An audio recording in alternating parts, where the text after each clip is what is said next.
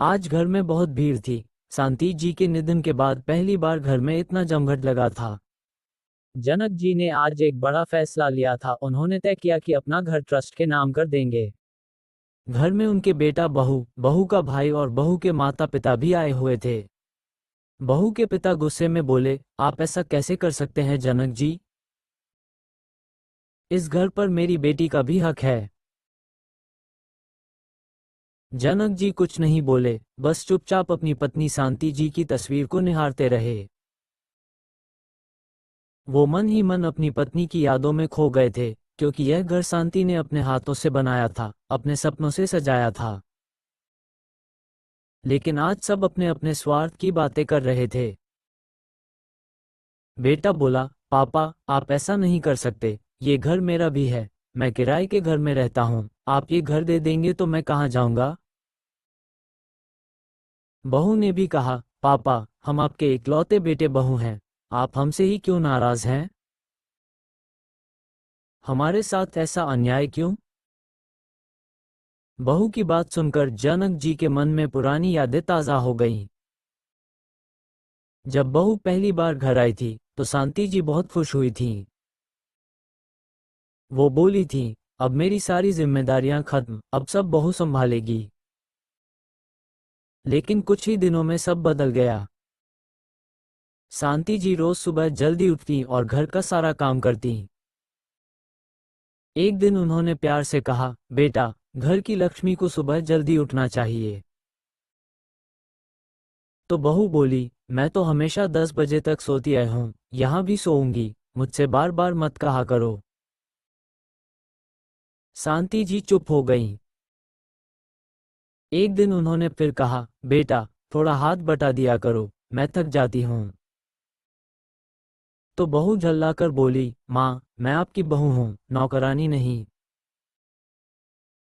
घर का सारा काम मेरी जिम्मेदारी नहीं है। शांति जी को बहुत चोट लगी। बेटे से कहा तो बेटे ने भी माँ का साथ नहीं दिया। बोला, माँ, शादी से पहले भी तो आप काम करती थी ना, अब भी कर लो। उस दिन शांति जी के दिल में गहरा घाव हुआ।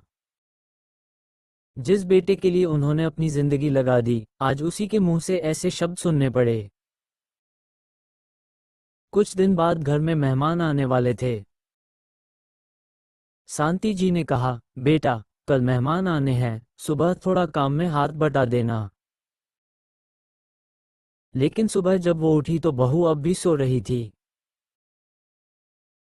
उन्होंने दरवाजा खटखटाया, बेटा, उठो, मेहमान आने वाले हैं।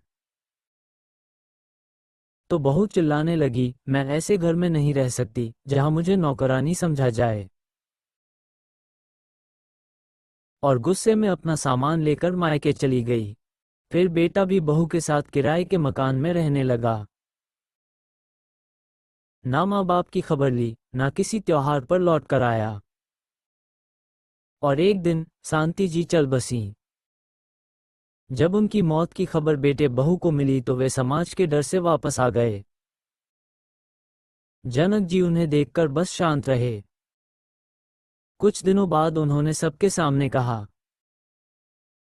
मैंने तय किया है कि यह घर ट्रस्ट के नाम कर दूंगा। ये सुनकर सब हैरान रह गए। जनक जी बोले, ये घर कभी तुम्हारा था ही नहीं। जब तुम्हारी माँ जिंदा थी तब तुमने उसे नौकरानी कहा। अब जब वो नहीं रही तो इस घर पर तुम्हारा कोई हक नहीं। ये घर मेरी शांति का घर था और अब यह उन्हीं के नाम पर बने ट्रस्ट को जाएगा। सारा घर सन्नाटा छा गया। सबके होंठ बंद थे, कोई जवाब नहीं था। जनक जी ने धीरे से पत्नी की तस्वीर उठाई और बोले, शांति, आज तुम्हारा सपना पूरा कर रहा हूं। अब ये घर तुम्हारे नाम रहेगा, तुम्हारी यादों के साथ हमेशा। कहते हैं, इंसान का असली चेहरा तब दिखता है जब उसे अपने मतलब का नहीं मिलता।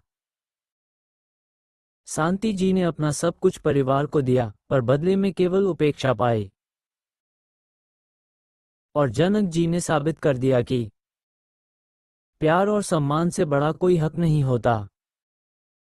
अगर आपको ये कहानी दिल को छू गई हो तो कृपया लाइक करें, कमेंट करें और शेयर करें, क्योंकि हर माँ बाप के दिल में कहीं न कहीं शांति बसती है।